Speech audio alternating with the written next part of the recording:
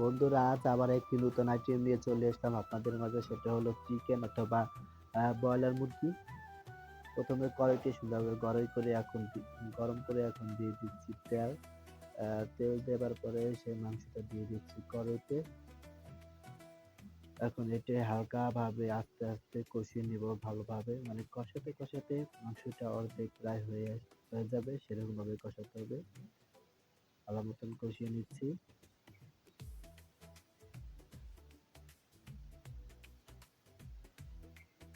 এখন কষানোর মাঝে এখন দিয়ে দিচ্ছি মসলা, পেঁয়াজ, দারচিনি, তেজপাতা, মরিচ এবং হজপাতা। এই মশলাগুলো দিয়ে দিলাম। এখন এটি আবার হালকা একটু সুন্দরভাবে কষিয়ে নিচ্ছি।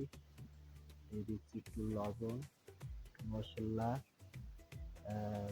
মরিচের তেল, এগুলো দিয়ে সুন্দরভাবে এখন দিয়ে দিচ্ছি আলু তারপরে হালকা একটু মিক্স করে এখন দিয়ে দিচ্ছি পরিমাণ মতো পানি।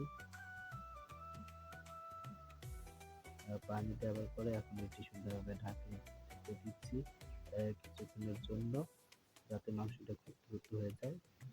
দেখুন বন্ধুরা, মাংসটা প্রায় হয়ে এসেছে। এখন এটি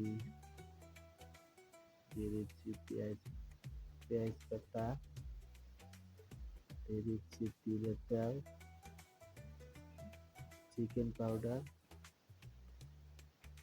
সব মশলা দিয়ে দেখুন বন্ধুরা আমাদের পাক শেষ, রান্না করা শেষ। এটা দেখতে খুবই সুন্দর, খেতেও ভালো। ওকে বন্ধুরা, বাই বাই। পরে আবার দেখা হবে অন্য